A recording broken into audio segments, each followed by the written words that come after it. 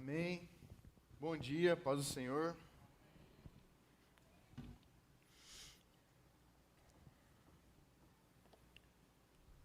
Bom, hoje eu quero conversar com vocês sobre um personagem da Bíblia que ele é bem conhecido, que é o irmão Jó.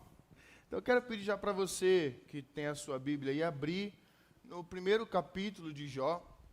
Mantenha a sua Bíblia aberta, que nós iremos ler algumas porções do livro de Jó no decorrer aqui da manhã, tá bom? O que a gente precisa, por que a gente precisa olhar para Jó?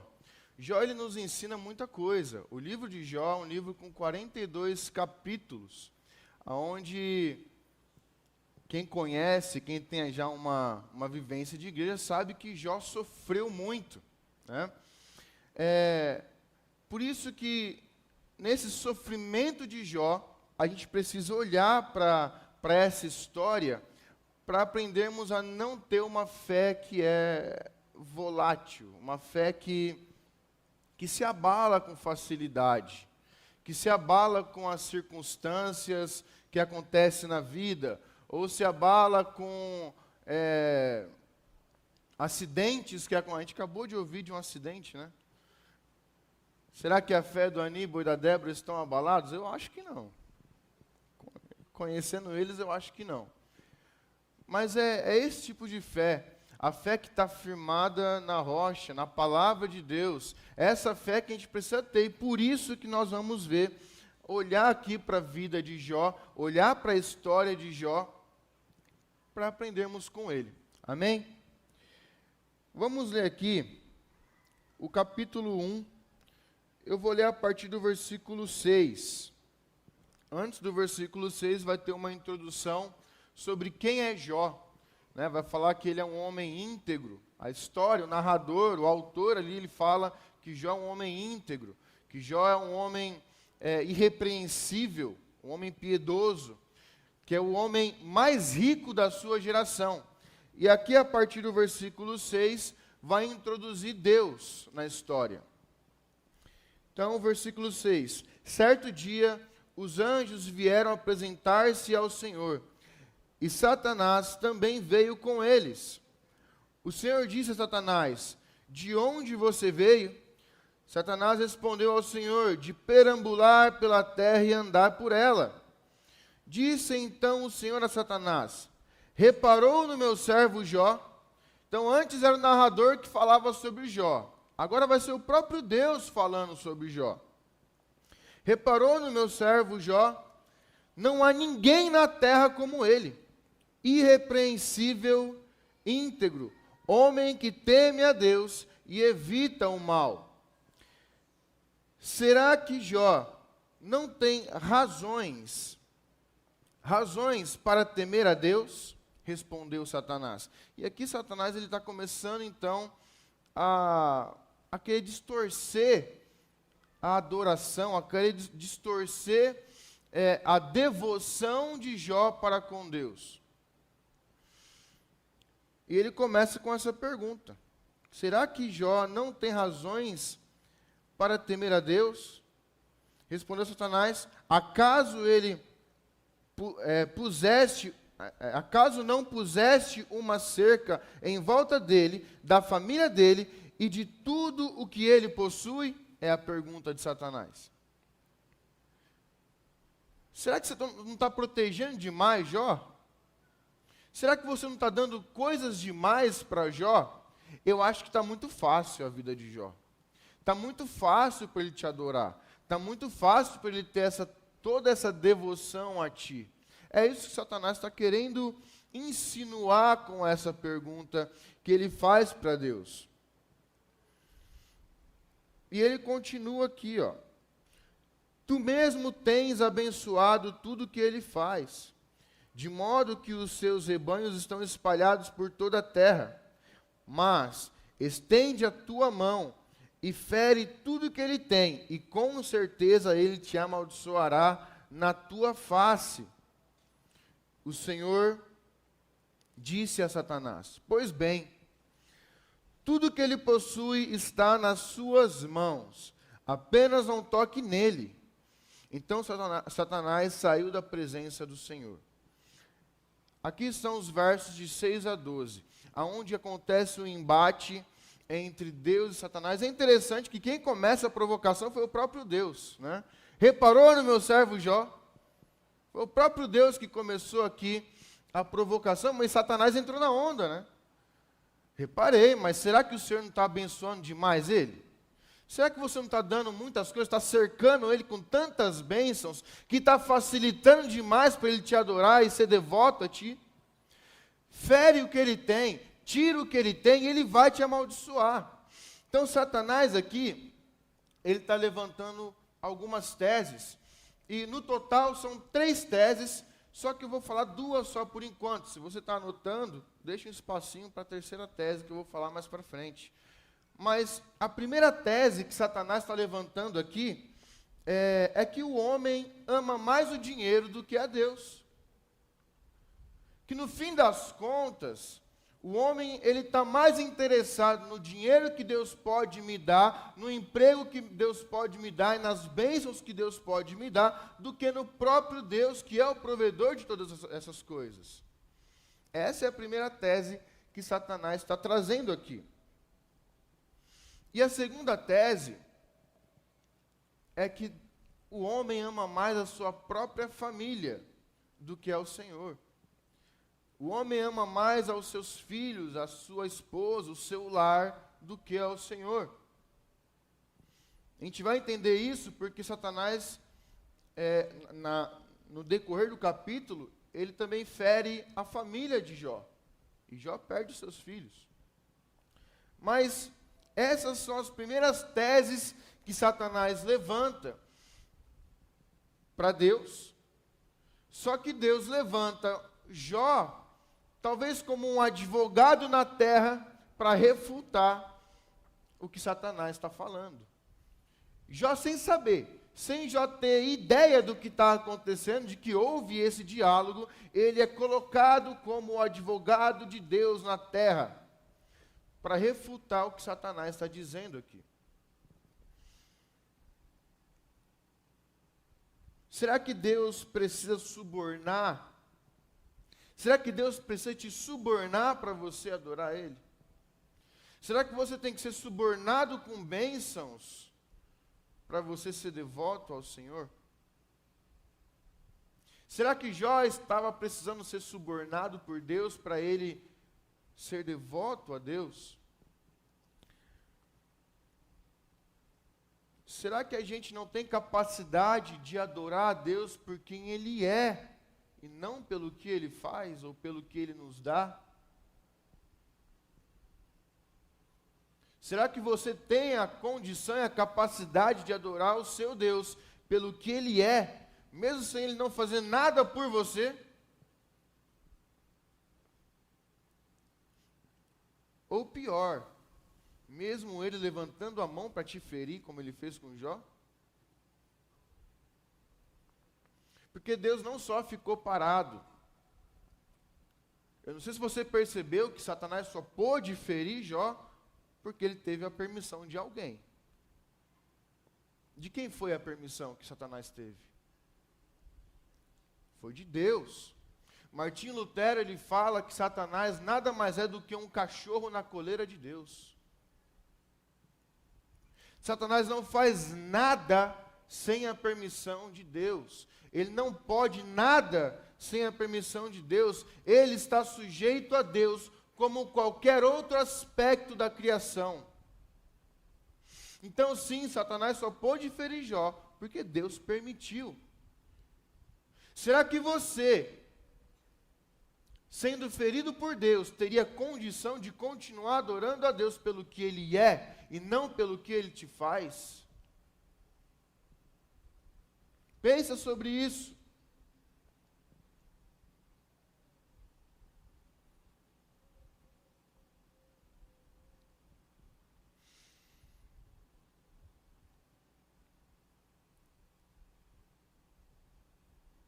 Vamos aqui pular para o versículo 15.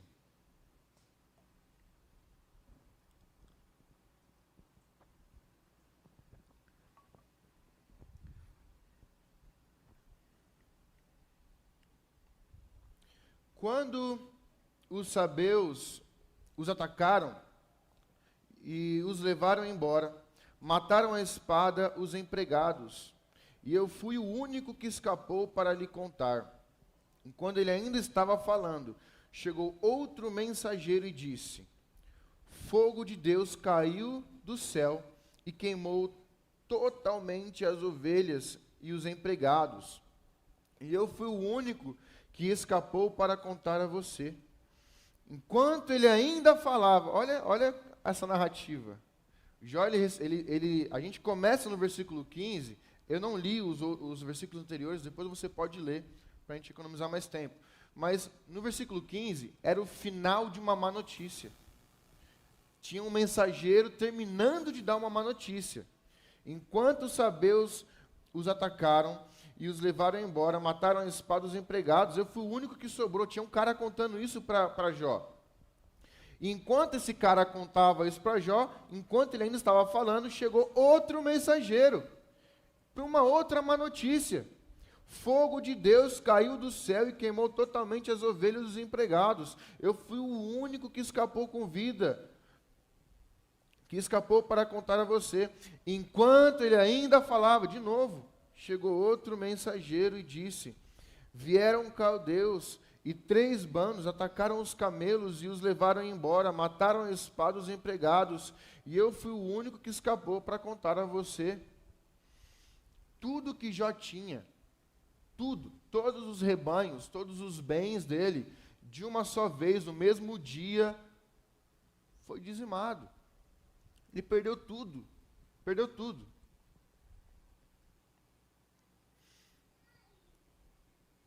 Só que a resposta de Jó, ela é impressionante.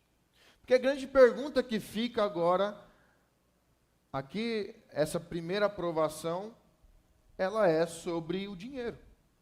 Ela é sobre a parte material, financeira.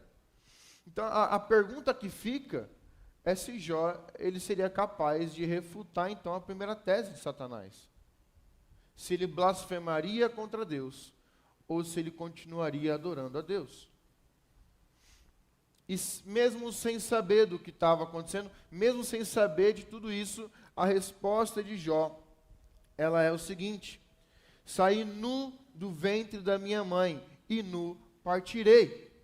Com essa frase aqui, Jó ele derrota Satanás, ele derrota a primeira tese de Satanás, aquilo que, toda aquela ideia de que Jó tinha que ser subornado, de que Jó ele se preocupava mais com o seu dinheiro, de que Jó se preocupava mais com os seus bens, de que Jó só adorava a Deus porque ele estava protegido e cercado de muitas bênçãos. Toda essa ideia que Satanás levantou caiu por terra com uma simples frase, e com essa frase, então, Jó derrota Satanás. Só que não acabou. O versículo 18, que é a sequência do que a gente acabou de ler, a gente leu 15 ao 17. O versículo 18 chega ainda um outro mensageiro. Enquanto ele ainda estava falando, chegou ainda outro mensageiro e disse: seus filhos e suas filhas estavam num banquete, comendo e bebendo vinho na casa do irmão mais velho, quando de repente um vento muito forte veio do deserto e atingiu os 4 cantos da casa, que desabou. Eles morreram. Eu fui o único que escapou para contar a você. Jó ele tinha 10 filhos. No mesmo dia que ele foi à falência, que ele perdeu tudo, ele precisou sepultar os seus 10 filhos. Será que Jó blasfemaria contra Deus? Ou será que Jó continuaria adorando ao Senhor? Sem saber, Jó derrota a segunda tese de Satanás, quando ele fala o seguinte: o Senhor o deu, o Senhor o levou. Louvado seja o nome do Senhor. Ele adorou ao Senhor. Ele continuou adorando ao Senhor. O Senhor deu, o Senhor levou. Louvado seja o nome do Senhor. Então a gente vai para o capítulo 2 de Jó, aonde a gente encontra a terceira tese de Satanás. O infeliz não gosta de ser derrotado, né? Ele tentou ainda trazer uma terceira tese. Vamos ler aqui, capítulo 2, a partir do versículo 1. Num outro dia, os anjos vieram apresentar-se ao Senhor, e Satanás também veio com eles para apresentar-se. O Senhor perguntou a Satanás: de onde você veio?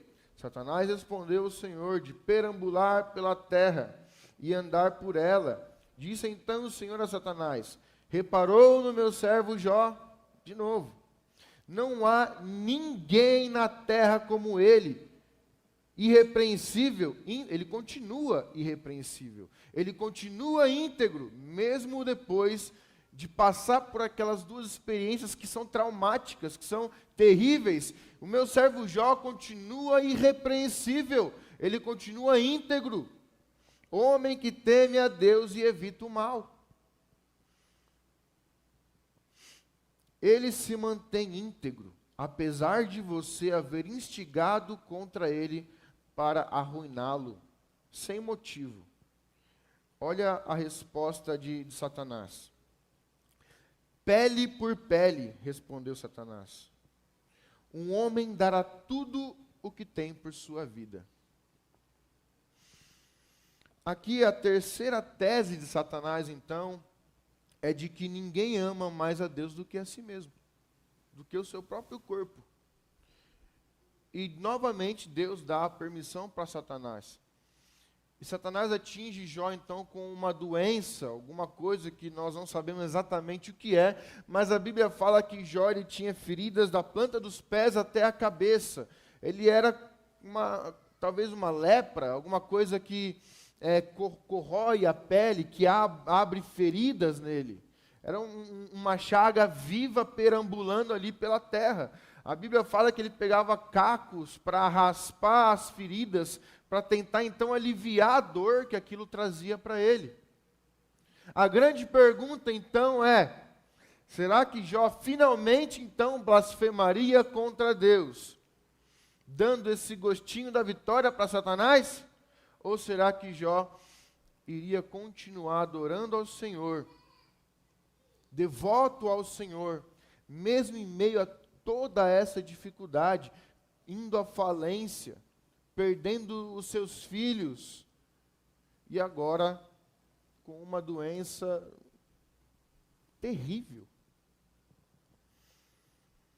A resposta de Jó, e Jó, mesmo sem saber, ele derrota Satanás, quando ele fala o seguinte: aceitaremos o bem dado por Deus e não o mal?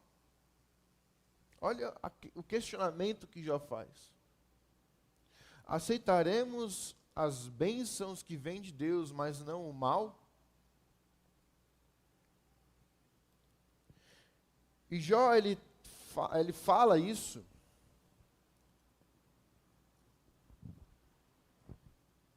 para sua própria esposa. Porque aqui já foi as três teses que Satanás falou, Satanás levantou. Satanás foi derrotado por Jó 3 vezes. Foi refutado por Jó 3 vezes. E aqui acaba o papel de Satanás. Só que a gente está no capítulo 2 de Jó. Tem 40 capítulos pela frente. Olha o que esse homem passou. As próximas provações de Jó não vieram de Satanás. Vieram das pessoas que eram mais próximas dele. E a primeira, a sua própria esposa, que chega para Jó e fala: amaldiçoa o teu Deus e morre. Até quando você vai continuar vivendo assim? Morre logo. Acaba com o teu sofrimento e com o meu.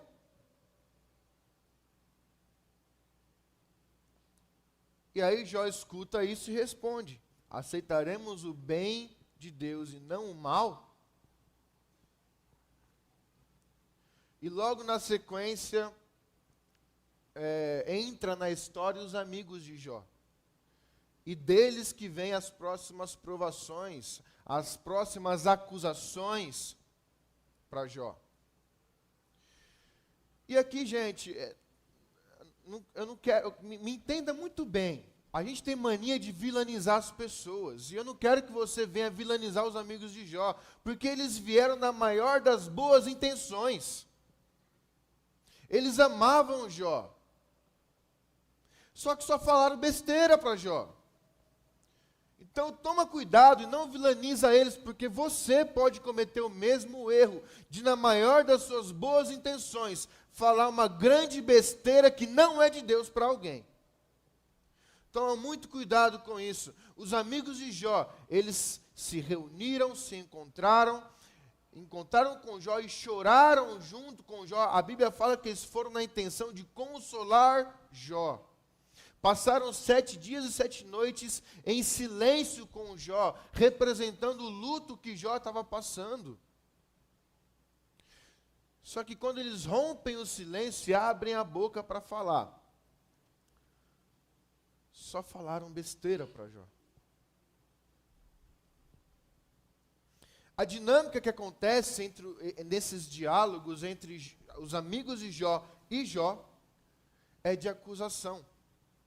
Porque a grande questão teológica que estava na cabeça dos amigos de Jó é que não tinha como Jó estar sofrendo tudo o que ele estava sofrendo sendo um homem íntegro. Alguma coisa de errado ele tinha que ter feito. Alguma besteira ele tinha que ter feito. Alguma bobagem ele tinha que ter feito. Algum pecado ele tinha que ter cometido. Ele tinha que ter roubado alguém. Ele tinha que ter enganado alguém. Ele tinha que ter mentido para Deus. Amaldiçoado Deus. Alguma coisa tinha que ter acontecido. Essa ideia de um homem íntegro estar sofrendo não cabia na cabeça dos amigos de Jó. E eles começaram a acusar Jó. E Jó se defendia. E vinha um outro e acusava Jó. E Jó se defendia. E começou a ter essa dinâmica. Eu vou ler um versículo só para vocês entenderem o que esses amigos falaram para Jó, falavam para ele. Eu vou ler o capítulo 15, o versículo 4 ao 6. Jó 15, do versículo 4 ao versículo 6. Esse amigo aqui se chama Elifaz. Ele está, então, trazendo uma acusação para Jó. Ele fala o seguinte: mas você sufoca a piedade e diminui a devoção a Deus. Olha o que ele está falando para Jó. Aquele que é o mais piedoso, aquele que é o mais íntegro, o cara chega e fala, você sufoca a piedade, Jó. E você diminui, olha o que ele está falando, você diminui a devoção a Deus. Depois de Jó ter passado tudo o que passou, e continua adorando a Deus, ele tem coragem de falar, você sufoca a devoção a Deus. O seu pecado motiva a sua boca. Você adota a língua dos astutos. Ele está chamando Jó de mentiroso. Você está mentindo para mim, Jó. É impossível você ser santo, íntegro. Você é a prova viva de que algo de errado está acontecendo na sua vida. É isso que ele está dizendo. Você está mentindo para a gente, Jó.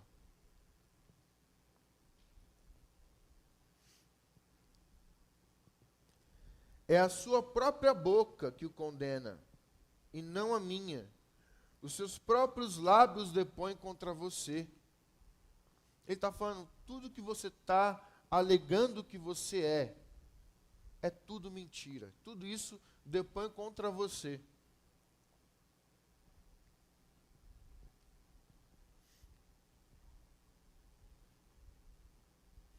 Tem um outro amigo de Jó, que é muito interessante isso. Ele é o mais novo dentre eles. A Bíblia fala que ele fica quieto durante boa parte dessa conversa.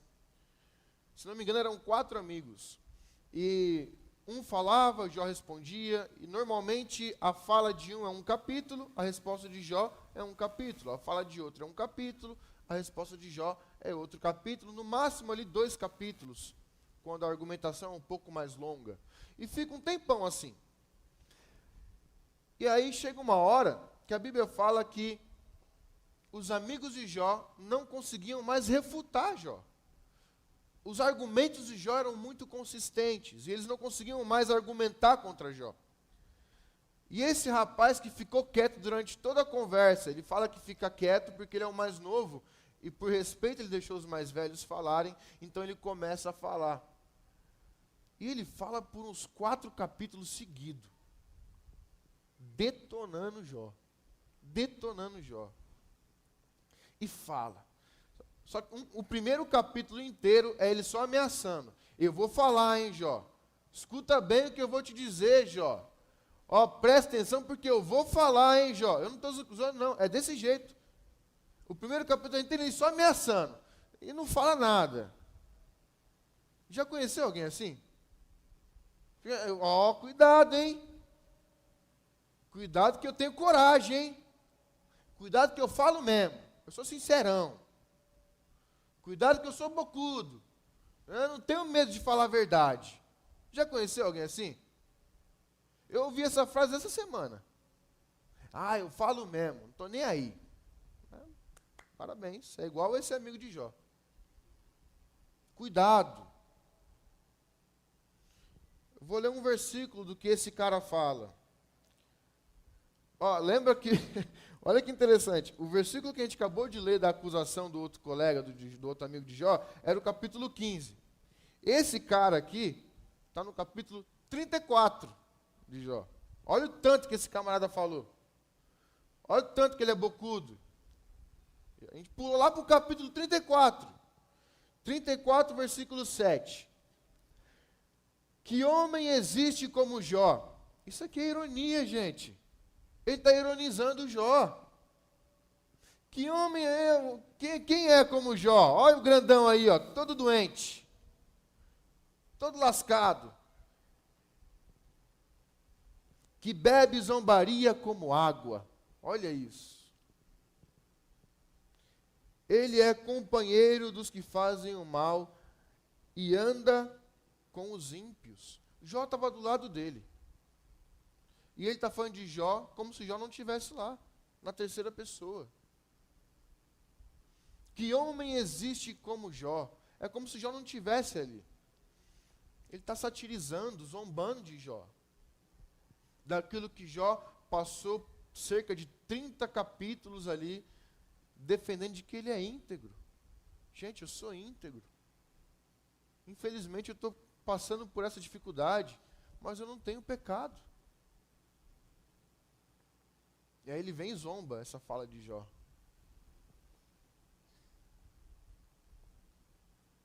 Isso aqui começa a mostrar para a gente que uma coisa que lá na frente Jesus ele fala para os seus discípulos, que nesse mundo tereis aflições. A gente não está isento de ter aflições, dias maus, dias difíceis. Nós não estamos isentos de ter luto, tristeza, só porque nos convertemos ao Senhor Jesus Cristo. Sabia disso? Enquanto você estiver nessa terra, você terá aflições.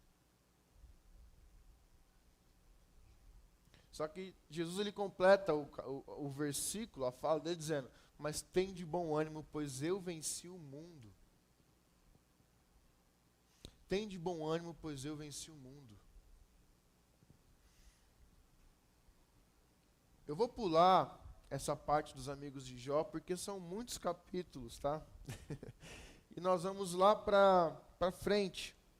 Deixe sua Bíblia aberta aí. No capítulo 40 de Jó. Nós já vamos chegar no capítulo 40. Mas o que eu quero que vocês entendam é o seguinte. Nessa argumentação toda, Jó ele vai até o fim dessa conversa, argumentando, reargumentando e firme naquilo que ele está afirmando, que ele é íntegro. Agora, o que vocês acham? O que vocês acham que isso gerou no coração de Jó? Ele passou um tempão, dias ali, conversando com seus colegas, entendendo que ele é um homem íntegro que está sofrendo. Isso gerou algo no coração de Jó. O que leva Jó, então, a começar a se queixar para com Deus. Jó, ele faz, por 16 vezes, Jó ele levanta perguntas para Deus, que elas começam com porquês. Por que isso, Deus? Por que eu estou passando por isso? Por que o Senhor não me responde? Por 16 vezes. E por 34 vezes, Jó se queixa com Deus. Às vezes não eram nem perguntas, mas frases que Jó fala para com Deus. Até que em uma dessas falas que Jó está soltando ali, e isso junto com os amigos, algumas dessas queixas, ele fala em meio das suas argumentações, ali que ele está se defendendo, falando que ele é íntegro, ele acaba se queixando. Poxa, eu sou íntegro? Poxa vida, eu estou passando por isso. E assim vai. Até que ele fala,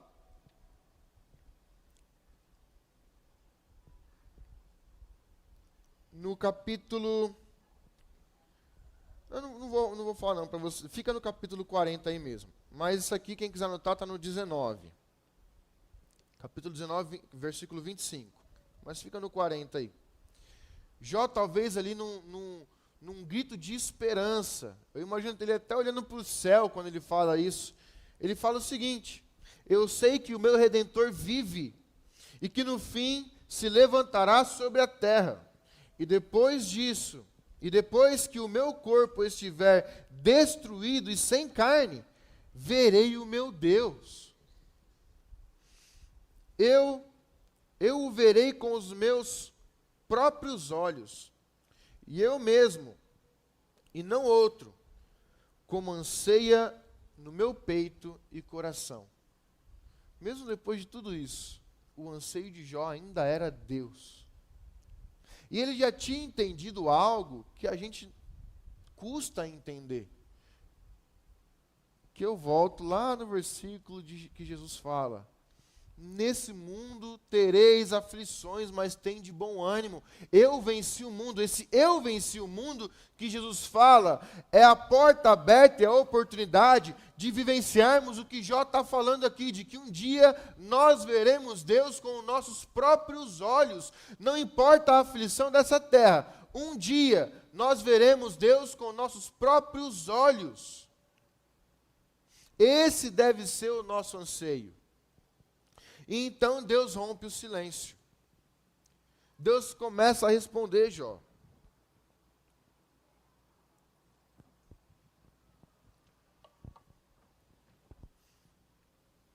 A gente pensa então, ufa, vai vir um alívio, né?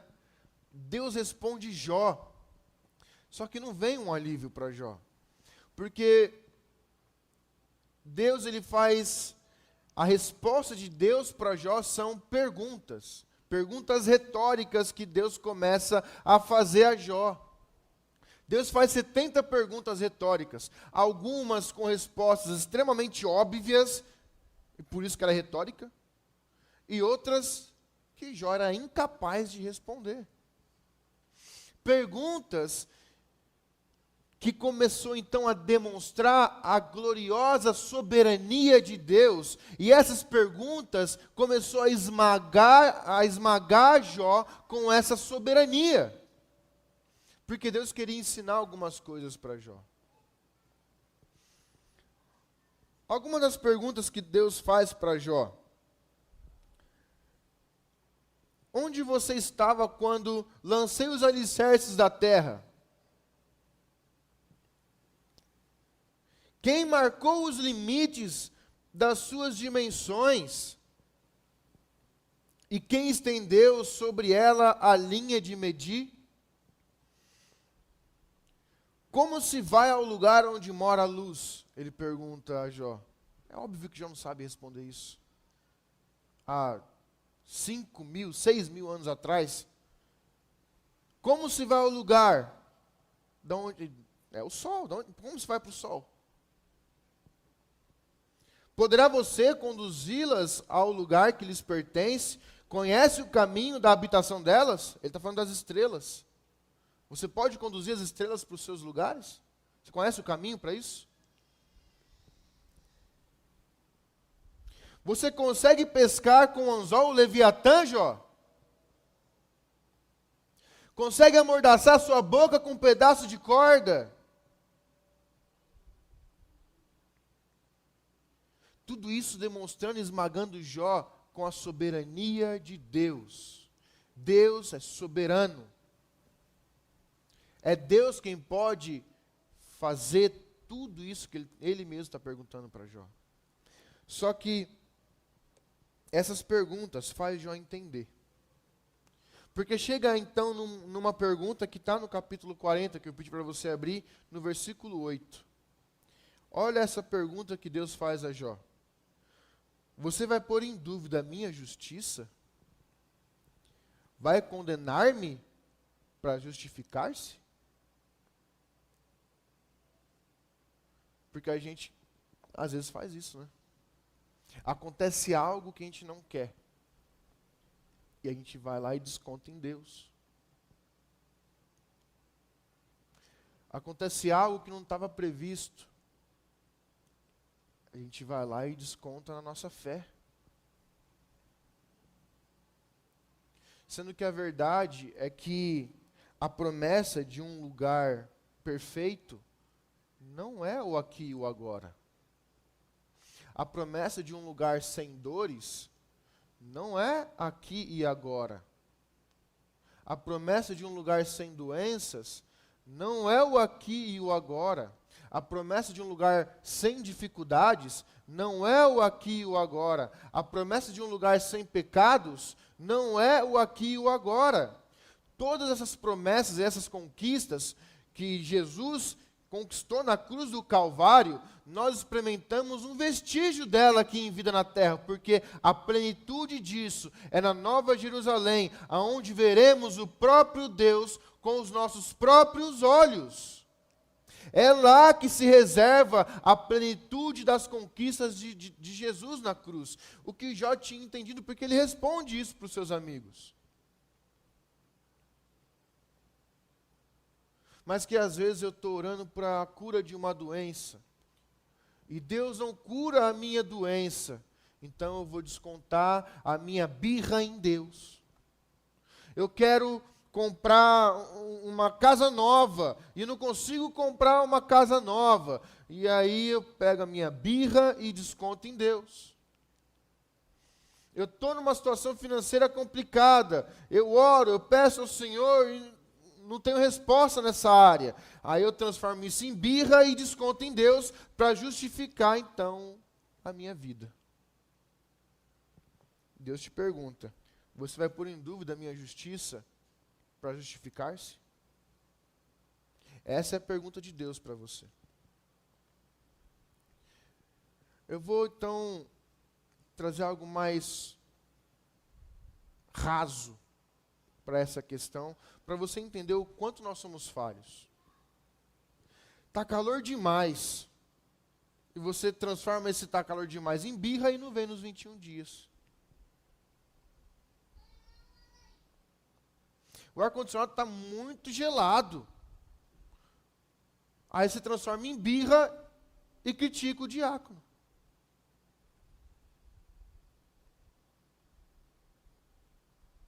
Ah, não é o pastor Marcelo que vai pregar hoje. Você transforma isso em birra e não vem para a igreja. Você está entendendo o quão fácil é a gente errar? Você está entendendo o quão fácil é você ser falho e descontar isso na sua fé? Sendo que a Bíblia fala, não deixe de congregar como é costume de alguns. Está lá em Hebreus. Não deixe de congregar, e você deixa de congregar por qualquer besteira que acontece. Você deixa de orar, de ler a Bíblia, de jejuar, por qualquer besteira que acontece. Imagina se Deus te ferir nas suas finanças ou na sua família. O que será da sua vida? O que será da sua fé e da sua salvação? Será que você vai ver Deus com seus próprios olhos? Porque essa vida aqui é um sopro. ela passa. A maior parte da sua vida não é nessa terra, é na eternidade. Mas será que você vai viver a eternidade com Deus se você transforma a sua desculpinha em birra contra Deus com tanta facilidade assim? Será que se algo mais sério acontecer na sua vida, você vai continuar adorando e tendo a sua devoção com Deus? Ou você vai transformar em birra e blasfemar contra Deus?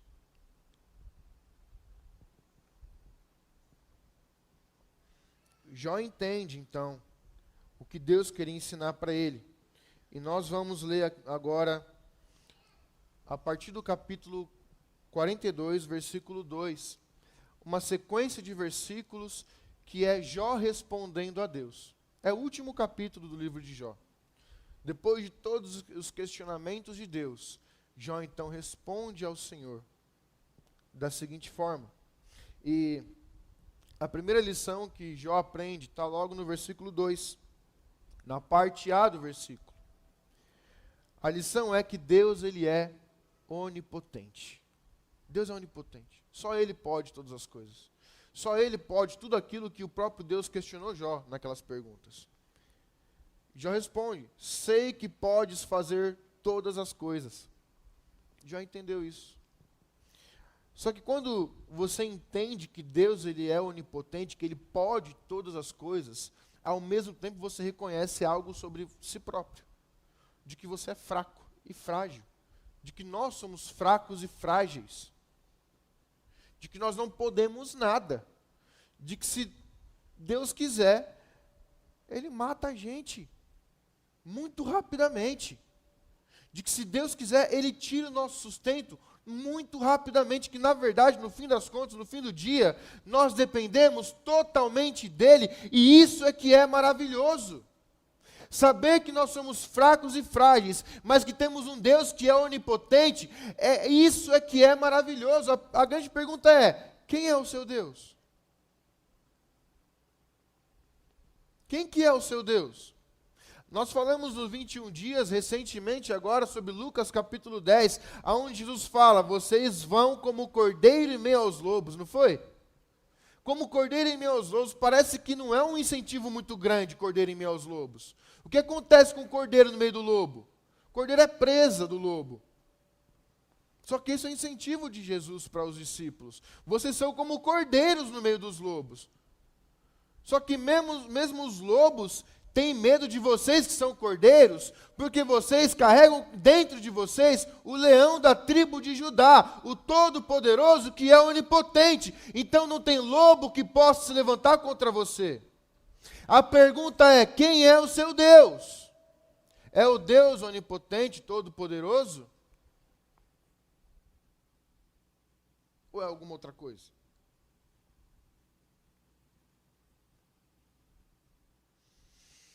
Na sequência desse mesmo versículo, versículo 2, vem a segunda lição, que é: Deus é soberano.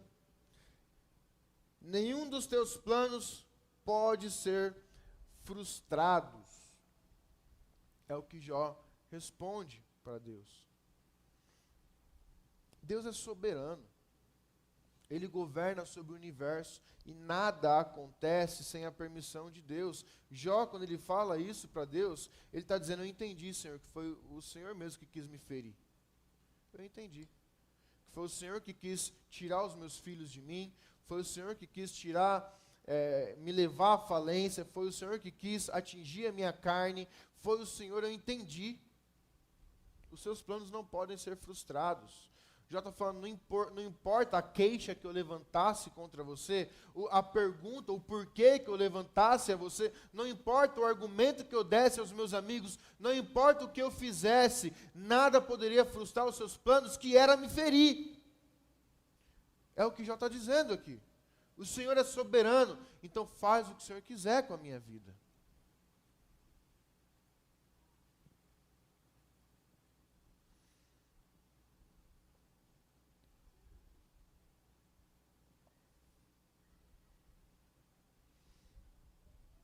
Terceira lição que Jó aprende. nós também devemos aprender essas lições, está no versículo 3. Tu perguntaste, quem é esse que obscurece o meu conselho sem conhecimento? Certo é que falei de coisas que eu não entendia, coisas tão maravilhosas que eu não poderia saber. Jó está dizendo que o que Deus fez com ele é uma coisa maravilhosa. Olha isso, gente. A pergunta é, a lição aqui é, a terceira lição, Deus, ele é o mais sábio. Deus, ele é o mais sábio. Jó está reconhecendo que quando ele falou para os amigos dele tudo que falou, quando ele falou, se queixou para Deus tudo que ele se queixou, perguntou para Deus tudo que ele perguntou, ele está reconhecendo que ele não sabia de nada. Que por mais que ele achasse que ele era um homem íntegro, que ele não merecia nada daquilo, ele falou, eu não sabia de nada. Eu não sei de nada, quem sabe é o Senhor.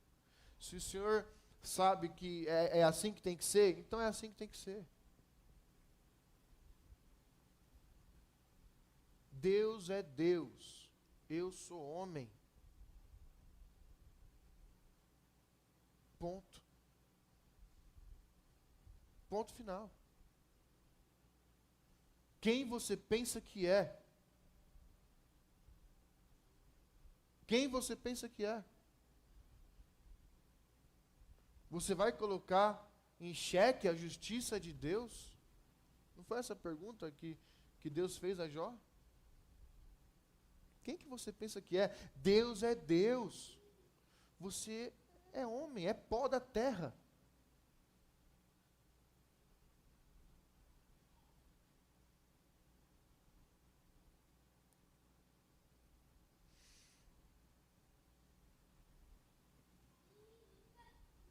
Isaías fala o seguinte: assim como os céus são mais altos do que a terra, também os meus caminhos são mais altos do que os seus caminhos, e os meus pensamentos mais altos do que os seus pensamentos.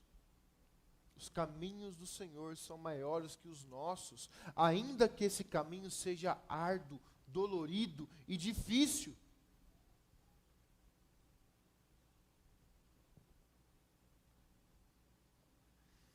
Lição número 4 que Jó aprende ao ser questionado por Deus é que precisamos conhecer a Deus.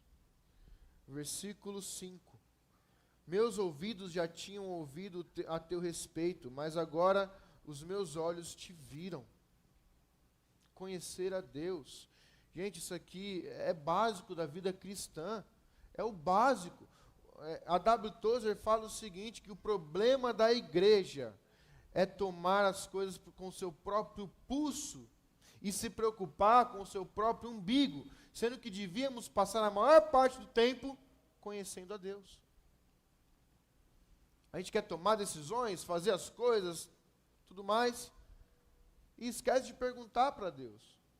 Esquece de conhecer a Deus. Jesus, enquanto ele orava a Deus, em João capítulo 17, ele fala o seguinte: esta é a vida eterna, que te conheçam, o único Deus e verdadeiro. Então, a essência da vida eterna é conhecer a Deus. Jesus está dizendo, esta é a vida eterna, que te conheçam, o único Deus verdadeiro. A essência da vida eterna, desse lugar maravilhoso, sem dor, sem doença, sem pecado, sem dificuldades, a essência desse lugar é conhecer a Deus. Se você não tem conhecido o seu Deus hoje, cara, você vai fazer o que lá? O que você vai fazer na eternidade? Se você não gosta de conhecer o seu Deus, se você não gosta de vir para a igreja, se você não gosta de ler a Bíblia, de orar ao seu Deus, de passar tempo com o seu Deus, o que você vai fazer na eternidade, na Nova Jerusalém? Sendo que a essência desse lugar é conhecer a Deus infinitamente. E o maravilhoso é que daqui 3 bilhões de anos-luz para frente, nós ainda vamos parar e pensar, temos ainda muito mais o que conhecer. Porque o nosso Deus é um Deus infinito. É um Deus infinito. Tem uma história de um homem que nunca tinha conhecido o mar. E aí ele pegou umas fotos, uns vídeos do mar, leu sobre o mar. Agora eu conheço o mar. Agora eu sei sobre o mar. Só que um dia ele foi convidado para ir para a praia. E ele chegou na praia, viu o mar, aquela coisa enorme. Pôde entrar, sentir a onda no corpo. Agora eu conheço o mar. Só que naquela mesma noite atracou ali um barco e desceu um marinheiro. Ele olhou para o marinheiro e falou, eu não conheço o mar. E o marinheiro falou, eu conheço o mar.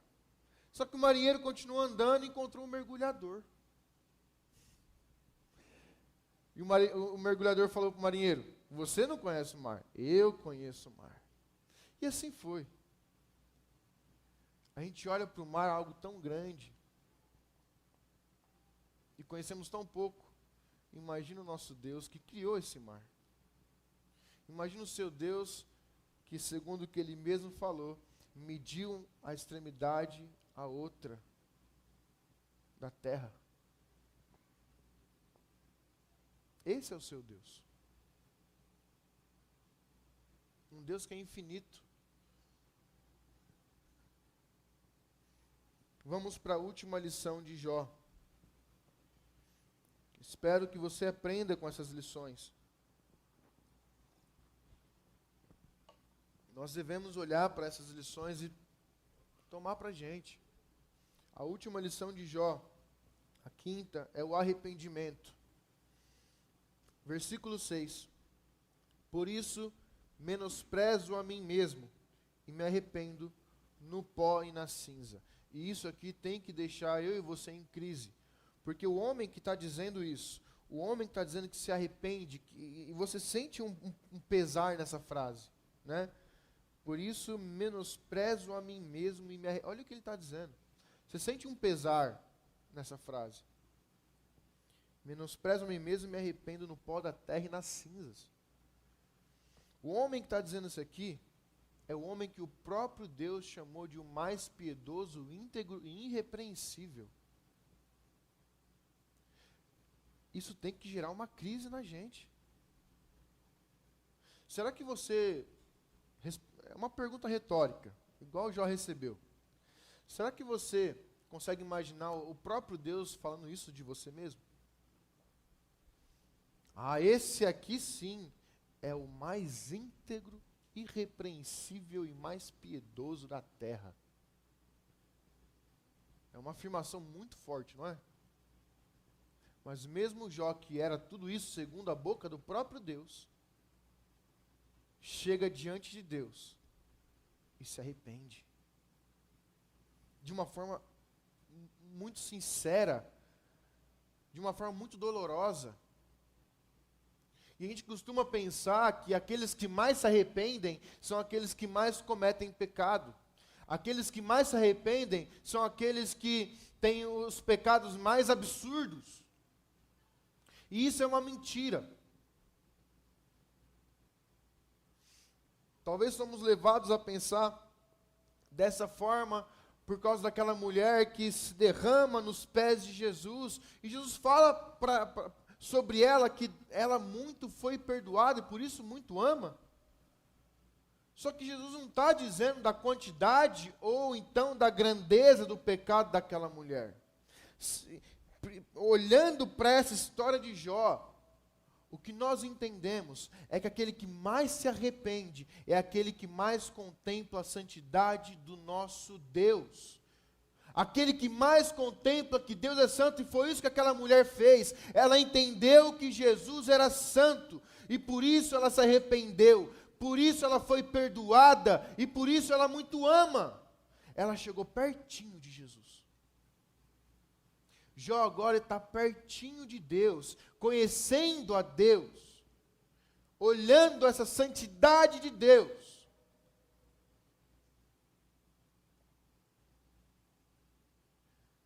E ele fala: ai de mim, Senhor. Eu preciso me arrepender. Ai de mim. Que possamos ter essas 5 lições conosco. Amém? Eu vou repetir uma por uma. Quero pedir que você fique em pé no seu lugar. A primeira lição: o seu Deus é um Deus onipotente. A segunda lição: o seu Deus é um Deus soberano. A terceira lição: o seu Deus é o mais sábio. A quarta lição: precisamos conhecer o nosso Deus. E a quinta lição: precisamos nos arrepender constantemente perante o nosso Deus.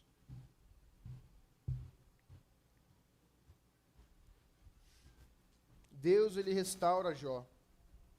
Na sequência desse capítulo 42, o próximo versículo, Jó, ele ora pelos seus amigos. Eles eram amigos no final das contas. Jó não guarda mágoa dos seus amigos. No último capítulo, Jó, ele ora pelos seus amigos. Olha que coisa linda, gente. Jó restaura essas amizades de Jó. Deus restaura essas amizades de Jó. Deus restaura a casa de Jó, as finanças de Jó, os bens e a família de Jó, tudo em dobro. Tudo que Jó tinha, ele agora recebe em dobro. Se ele já era o homem mais rico da terra, agora ele é o homem mais rico da terra em dobro.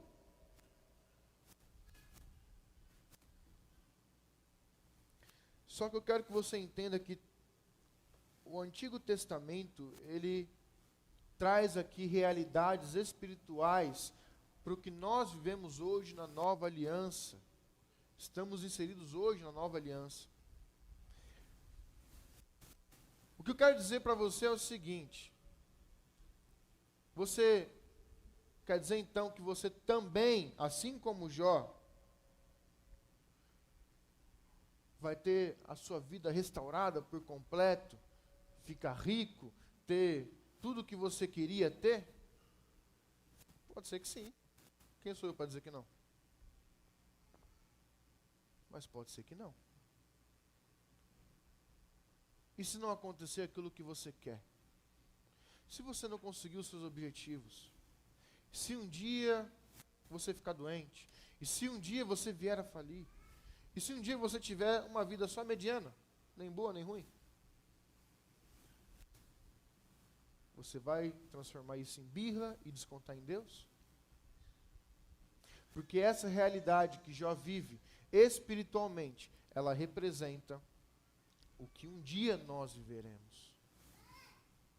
A restauração completa que Jó teve, ela representa o que um dia nós viveremos, só que não nessa vida, na eternidade com Cristo.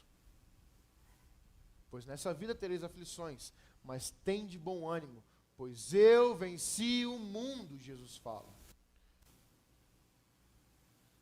Então eu quero ler com vocês um último versículo. Apocalipse 21, versículo 4. Porque Jó estava inserido na antiga aliança, nós estamos inseridos na nova aliança, mas ainda será inaugurada uma mais nova aliança, um mais novo tempo. O versículo 4 de Apocalipse 21.